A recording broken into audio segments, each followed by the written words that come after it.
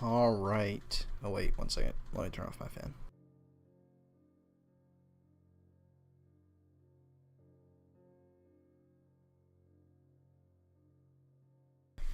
All right.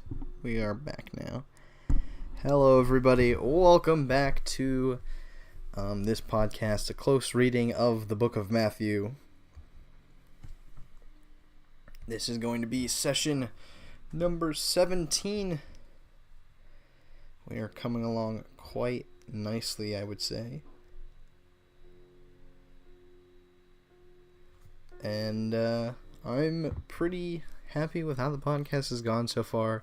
It's been a lot of fun. Something I definitely will continue doing and working on. I actually have plans for 2 or 3 essay videos I want to publish. I'm gonna do some videos talking about fiction, and I'm gonna actually do some film videos first, talking about films I've watched recently. I think those are just a little bit easier. Books are a lot more dense, so there's a lot more to talk about, and I also just don't read books as often. I only read a really good book, every couple months, if even every year or two. So I just have a lot less of them to talk about right now. I haven't been reading much recently, to be honest. I've mostly been going through the Bible on this podcast. And then I was reading a lot of Lord of the Rings. Still doing that. I'm listening to it, really. And then I was also reading the Stormlight Archive by Brandon Sanderson. I am going to pick that back up, but while I was writing my sermon, I didn't want to read anything else. I gave a sermon yesterday, actually, so if you want to, go check that out. It's on Ripley Church of Christ YouTube channel.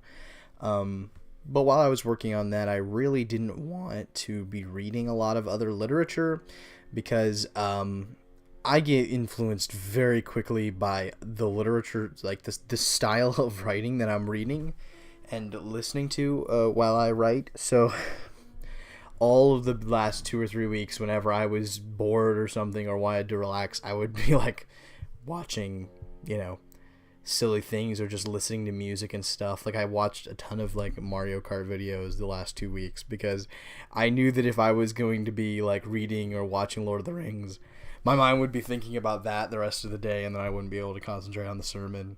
So I want to get back to the Stormlight Archive, but I haven't yet. However, I did just recently watch the first 2 Avatar films, and I might do a video talking about those, because I found them interesting. I found the first one was very good. They were both very good from a technical cinematic standpoint. The story is where things start to get a little iffy with both of them, but especially with the second one. I think the storytelling in that one is a little worse. It definitely feels like a transition film, like a build-up film where it's trying to get you ready for what's coming next, but it's not the greatest. And so I haven't watched the third one yet. I want to do the video first, because there's some things I want to say about the second film that I think, my takeaways. I want to talk about my feelings without letting the third film change or cloud them, if that makes sense. The first film was great, though. It was very good. And then I also want to do the sermon that I wrote. I do want to do give that sermon kind of and rewrite it as an essay, and also just expand on it a lot and make that a video essay at some point. I think it's something else that I'm going to be working on. So keep an eye out for that. But enough dabbling. Excuse me.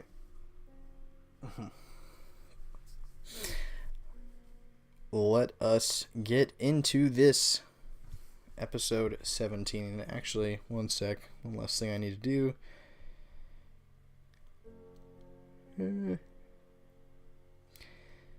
Is anybody on the chat? Let me set that up correctly.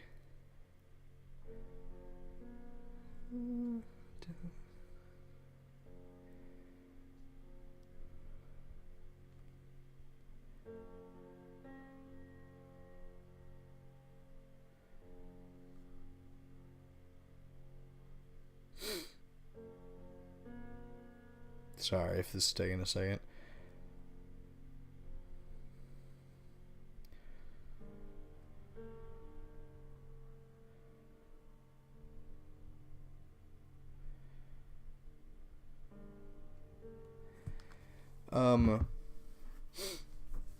So where was I going? Yes, time for session 17. We are going to be continuing the Sermon on the Mount. Last week was a good discussion. We were talking about a passage that I don't think I have really ever read. Like, I've read it, I'm sure, but not really, like, thought about it. So it was very interesting. A lot of theological things from that passage that I want to think about in the future, but a lot of it really we have to wait for more context just throughout the rest of the Gospels. And then, as I said, Romans, Paul talks about this kind of stuff a lot. He goes into the theological nitty-gritty quite a bit in like Romans and the Corinthians. So this session I think might be a little more straightforward, though just as important. Today we're talking about when Jesus starts going over some of the Ten Commandments, and he kind of explains what he means by I'm not here to remove the laws, I'm here to fulfill them and expand them to a degree, is what he's going to be doing today. Where are we? Yes, starting at verse 21. Verse 21. You have heard that it was said to our ancestors, do not murder, and whoever murders will be subject to judgment. But I tell you, everyone who is angry with his brother will be subject to judgment. And whoever says to his brother, fool, will be subject to the Sanhedrin. But whoever says, you moron, will be subject to hellfire. So if you are offering your gift on the altar, and there you remember that your brother has something against you, leave your gift there in front of the altar. First go and be reconciled with your brother, and then come and offer your gift.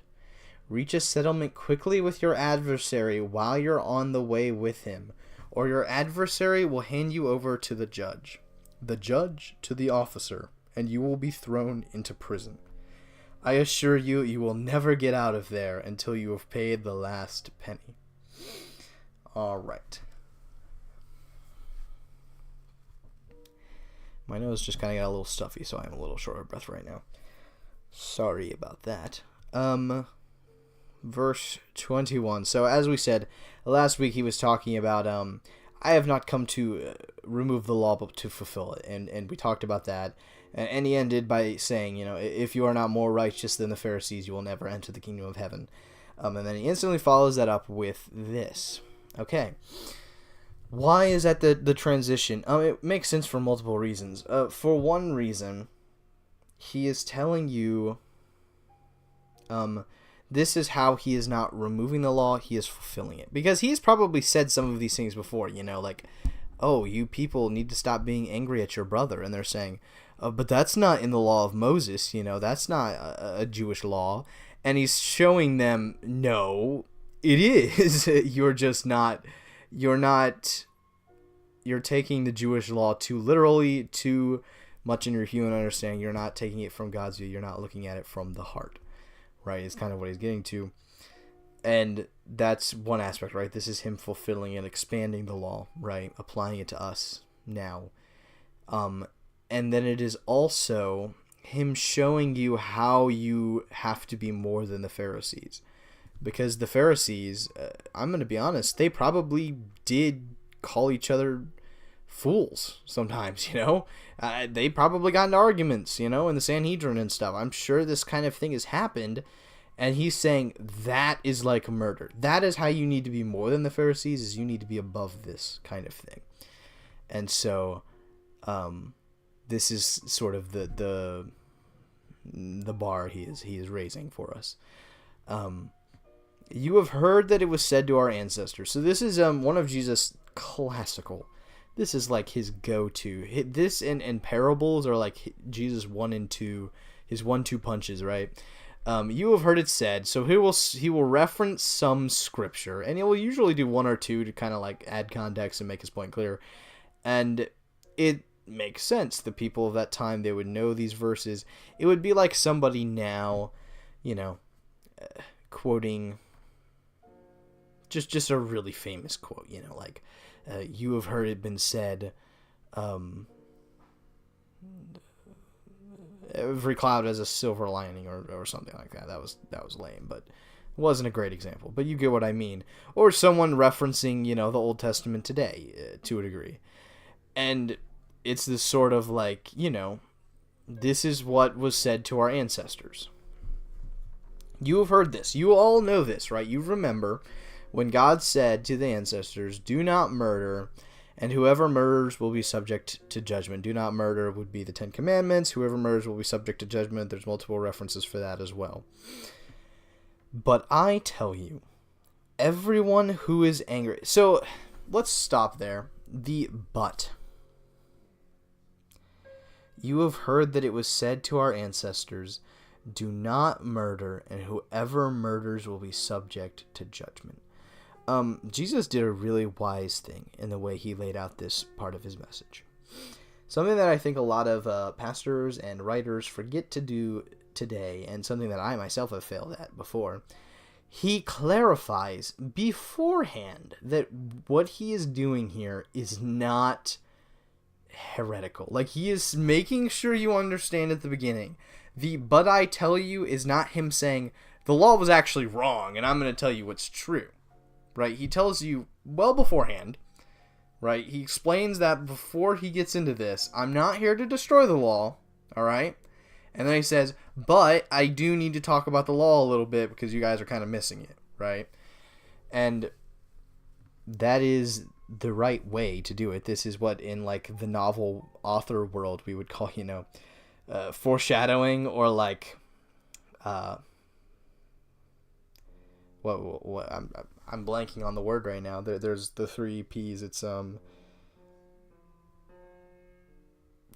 remember the second 2. Why can't I remember this right now? It's I don't remember. It's something progress and payoff, right? It's this idea, and you apply this to all writing to a degree, is like you set up something first and then you pay it off. Like all of writing, even your English paper, is essentially I'm setting up this and then I'm going to pay it off, right? Like all of writing is that. Like an essay, that is the point of your thesis statement, is you are setting up, you're telling the person who's reading your essay, I am going to get to these points and explain this, and then the rest of the essay is like the progress, and then the final paragraph is saying, and now I've explained all this, and that's the payoff, right? And Jesus is doing it right here. I'm really mad that I can't remember what the word is. He's setting up beforehand what he's about to say, right? And now it's paying off.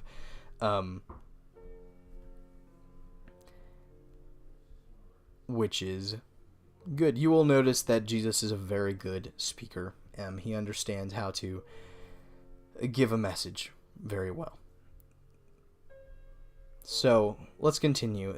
But I tell you, you have to imagine that there are still a lot of people in this crowd who are just baffled the moment Jesus says that, right? You have heard that it was said to our ancestors, do not murder, and whoever murders will be subject to judgment. But I tell you, and there was probably half the crowd just gasped and looked around like they were so blown away that he would dare to do something like this. But then what he says is even more shocking. But I tell you, everyone who is angry with his brother will be subject to judgment. Like, this is that mic drop moment, because I can guarantee that every single person in that crowd was like, oh, I have definitely been angry with my brother before. I, as a brother, can tell you, being angry with your brother is like a thing. Like, this is kind of what brotherhood is all about to a degree, is being angry at each other sometimes. Like, when you grow up with a brother, you get into arguments, especially like in your younger years. And a lot of these, of course, a lot of this is just, jostling and wrestling and energy and stuff. You're not really mad at them that often, but a lot of the time you also are. I will admit to that. I'm trying to remember what I read now. There was something kind of specific about this word angry, if I remember correctly. Let me see.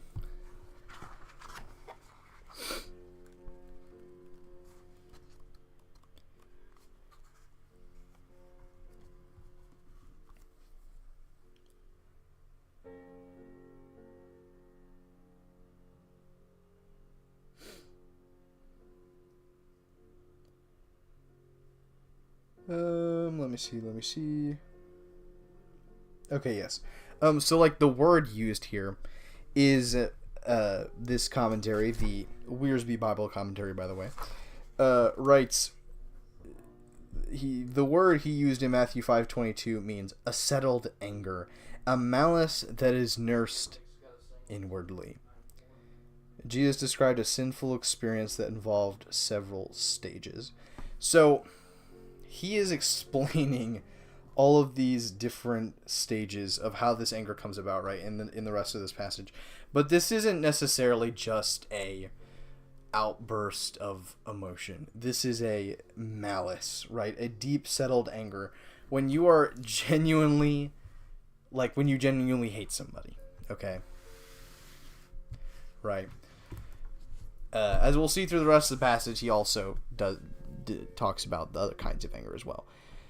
Everyone who is angry with his brother, right? And I will still say that I think most of us can admit that there were times when we had a real malice towards somebody. And it is something that I think a lot of the time we don't admit is wrong, because malice a lot of the time feels good. What do I mean? That it feels good in the way, it feels bad, but malice is probably one of the strongest emotions. It helps give you energy and focus, and those are things that you like sometimes.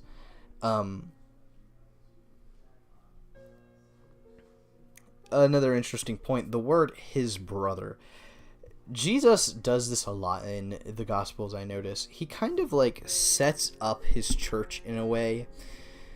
His brother, to the Jewish people, that would probably just mean, his biological brother, or his close friends might be his brother, or his cousins, But to us as Christians, now all of our church family are our brothers and sisters, right? And that is something that gets repeated so often that it can't be coincidence, right? That Jesus uses this word, your brother, right?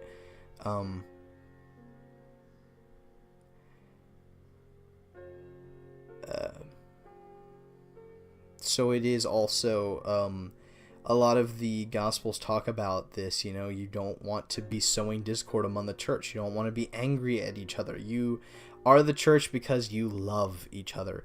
And this kind of deep settled anger is not the opposite of love. There are things stronger than anger that I think are closer to the opposite of love. Those would probably be I think jealousy is actually closer to the opposite of love. Really strong jealousy, toxic jealousy to its worst. I also think loathing is a little bit closer to the opposite of love sometimes. But malice is also an opposite of love in a lot of ways. Will be subject to judgment, right? The judgment as in, I think those verses that Jesus is referencing are talking about judgment on the final day. I think that is the context he's saying here. In the next couple verses, let's read. And whoever says to his brother, fool, will be subject to the Sanhedrin. And now he's talking about, anger, just explosive anger and passion, right? Saying to somebody, oh, you idiot. The word fool there, it's a raka, I believe, is a Arabic word that just means empty-headed, airhead would probably be our closest comparison. Fool is a pretty good one, a word that we actually use in that kind of context. Or moron or something like that, will be subject to the Sanhedrin. The Sanhedrin was essentially God's ruling body on earth to them, right? That was who judged people for doing sins, right? That was the ruling judges in Israel. But whoever says, you moron, which the word there is actually the root, like is connected to the root word for moron, so that's a quite literal translation, will be subject to hellfire. And this is when, if before it was like, oh dang, I've definitely done that before, right? I've definitely held malice towards somebody close to me before, right? And people just in general, right? And you'll say, yeah, I've probably done that.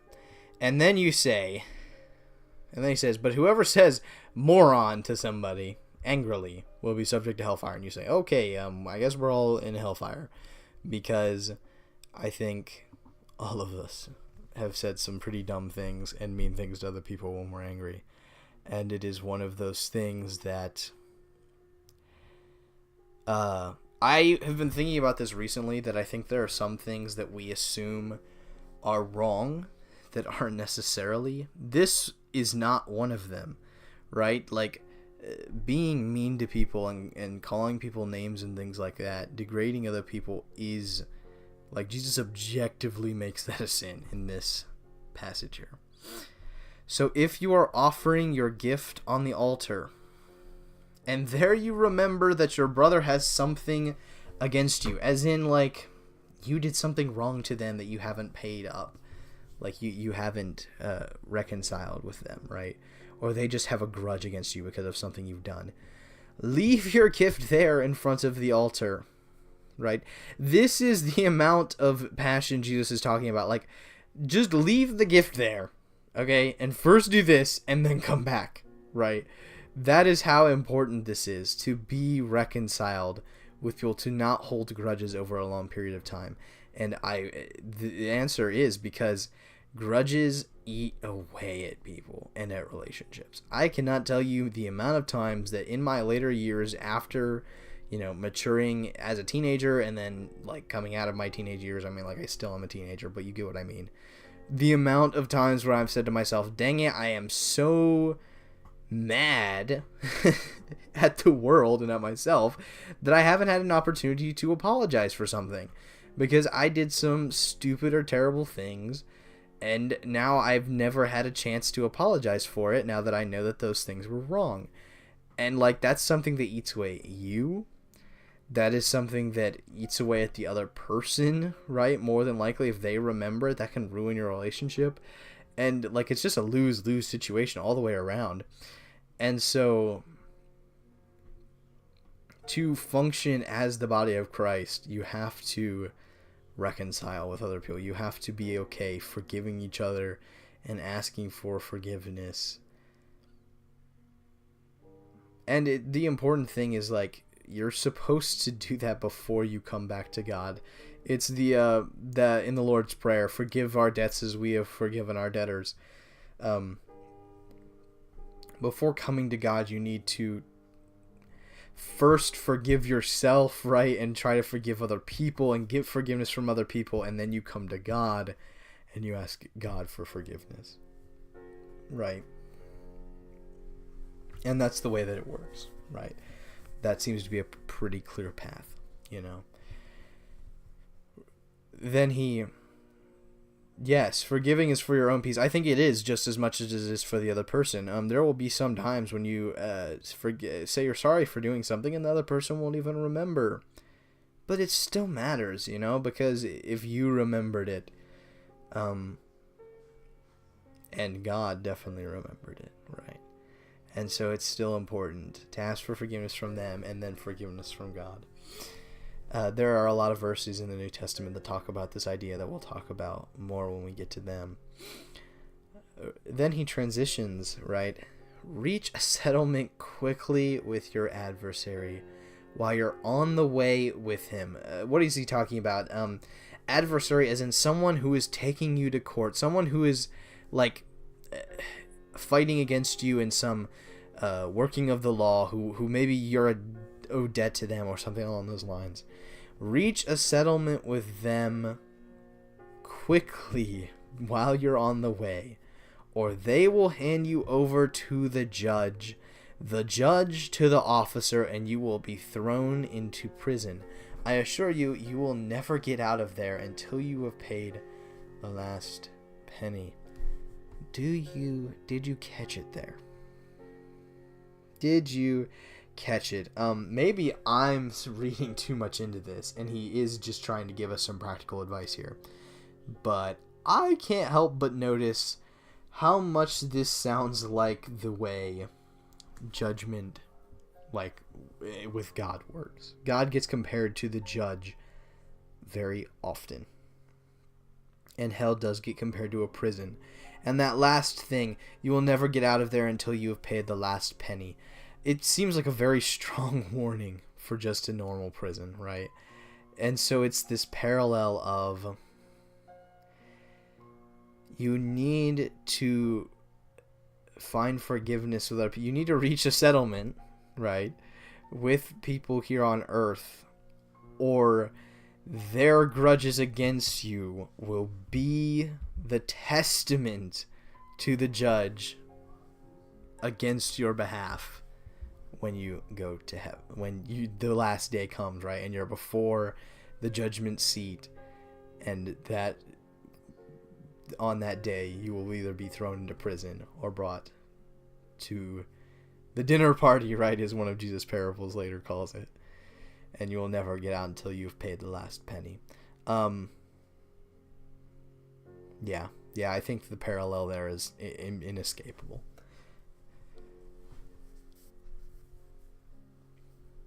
And that is why you're supposed to go be reconciled with other people first before coming to God. Is because if you aren't willing to ask for forgiveness from people on earth, then why should God believe you when you ask for forgiveness from him? You know, it's this, like, why should God give you forgiveness if you're not willing to go ask other people for forgiveness and admit that you're wrong to other people as well, right? I think that's right. I think that's right. Is that, you know, you... Yeah, I think that's right. These other people, their grudges against you, the debts you owe to them, essentially, will be the testament against you on the last day, right? So try to be reconciled to people. In the New Testament, they talk about, you know, what happens if you can't. You know, what happens if the other person says no? And, long story short, the message is kind of do everything in your power, but if they just say no, then you know that you at least did your part, right? And there's not much else you can do about it. You know, you do everything you can, but you know you tried, and God knows that you were really sorry and ready to change. All right, let's go ahead and flip to the next slide, next couple verses. You have heard that it was said. So he pulls the same. I want to say pulls the same card, but that sounds weird. He uses the same rhetoric here. You have heard that it was said, "Do not commit adultery." I kind of want to pronounce that adultery, but adultery kind of works. Do not commit adultery. But I tell you, everyone who looks at a woman to lust for her has already committed adultery. And now that doesn't really work. Adultery with her in his heart. Let's just stop there. Let's go through this one slowly. All right. So he once again jumps to... did you notice, by the way, that Jesus may or may not have started with probably the two sins that people struggle with the most, and two sins that I suspect the Pharisees struggle with as well, on purpose. I have a feeling he did this on purpose. because these are two things that, if you had to sum up the evil in the world, 90% of it would go under, well, okay, almost 100% of it really goes under pride in the long run, but like 90% of the sin, the actions, are going to be either anger or lust, like adultery or murder, essentially, right? Very consistently, those are the two things that as humans we struggle with the most. Part of it is just because they're about controlling your body, right? They're about controlling your emotions and your reactions, and I think those are things that we have more difficulty with sometimes. I feel like there may, or no, there's not. Which is why, having self-control and being aware of yourself is so important. But let's read this. You have heard that it was said, do not commit adultery. But I tell you, everyone who looks at a woman to lust for her has already committed adultery with her in his heart. And the vice versa applies, obviously. Like, he's using the feminine example just because his audience was probably primarily masculine and of the time and stuff. But it works both ways. Now, there is something really important here. And it's something important that I think part of me feels like maybe are we kind of like testing the line here. There was the pastor at our church was talking about this not too long ago, and it's something important. They were talking about how, sometimes as Christians, people will try to be like, how close to the line can I get before I'm sinning? Right? And even if they don't mean to do that, they will. And I think it's something really good to try to avoid because, for one thing, thinking that way kind of tells us that you're not really, like, following God the right way because you should naturally not want to sin, so it shouldn't be about, like, trying not to sin by, like, getting close to the edge. That just is silly. There also, I think this could... Part of me feels like this is what I'm about to say, but I also think it just has to be true, or else, yeah, like it just has to be true to a degree. So what am I talking about? That word to lust for her, right? This phrase, it's not talking about like you glance at a woman and think she looks good, like you know what I mean? Like it's not really so much that. It is actively looking at a woman with the purpose of lusting for her, right? Like you can probably start to get like where we're going here.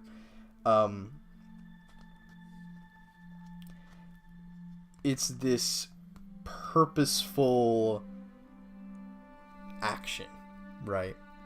And it is this like that you're doing it to lust and to sin, essentially. And I think that's really important. And I think that's a good thing because otherwise, because, sometimes you look at somebody and think, oh, they look nice, and that's totally okay. And I would say it would even be okay to casually, just happen to glance at somebody without meaning to. It is this idea that you're purposefully looking at someone with the intent of lusting. And you can imagine how this applies a lot to like real life, right? You can probably think of some context of people doing this to the extreme, right? Like the whole pornography business, especially, like, is literally this to a T. And it's that kind of idea, right? I think more so than anything, it's that sort of thing that we're talking about. So then, how do we avoid that? I was about to say, I think Jesus even clarifies this, by the way, like towards the end of that verse. For he has already committed adultery with her in his heart. And like, that's the crux of it, isn't it? Like, if you're in your heart thinking about committing adultery with her, like if that's what you want, if that's what you're thinking about, then that's a sin, right? that's the crux of the matter, really, you know. Am I using that word correctly? Crux? Is it crux? The crux of the matter? The crux of the matter? I don't know. I never noticed till now that that's kind of a weird word to be using, because crux is like cross. So I don't really know what the context is there, but I'm going to keep using it because I like the way it works in a sentence, but... So, how do we solve this, right? How do we avoid this? Jesus. Oh, is it the first parable of the Sermon on the Mount, to a degree? First metaphor. And not really even. And it's more of a simile anyways. For it is better that you... If your right eye causes you to sin, gouge it out and throw it away. For it is better that you lose one of the parts of your body than for your whole body to be thrown into hell. Okay. Sorry, somebody just opened the door behind me. If your right eye causes you to sin, gouge it out and throw it away. What is he talking about here? He's not talking about actually cutting out your eyes so that you can't look at women anymore. That, like, obviously is not the problem here. Right? We'll be talking about how the problem is on the inside. What he's talking about is you need to take that, you need to, like, consciously cut off that part of you, essentially. So, like,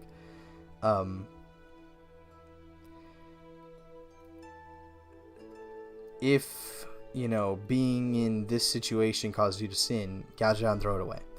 If thinking about these things, you know, looking at pretty women causes you to then lust for them, then don't do that. Throw it away, right? If you need to find a way to take control of your body and not do these things. For it is better that you lose one part of your body. It's better that you lose all those things. It's better that you take away all of this stuff. It's better that you set these bars for yourself. It's better that you know, avoid thinking about women or men or whatever, than for your whole body to be thrown into hell. And if your right hand causes you to sin, cut it off and throw it away. For it is better that you lose one of the parts of your body than for your whole body to go into hell. Also interesting to point out that the two parts of the body that he talks about here, the right eye and the right hand, are two parts of the body that would probably be used in this sin, potentially, right? And so he's making that point clear, you know, cut away what is causing you to sin. It's better to do that than to go to hell. Alright. That will probably do it for us. Oh my, it's 9:23 where I am? My goodness. I did start streaming a good bit later than I normally do. To be honest, I was just eating dinner and it just took a long time, so there. I don't know. But we will be going live next week. I'll reiterate it again. I am going to be making some essays, some like video essays soon, so keep an eye out for those.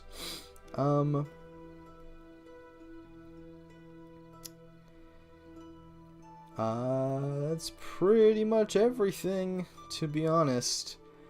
I hope you all have a good rest of your week. Until next time.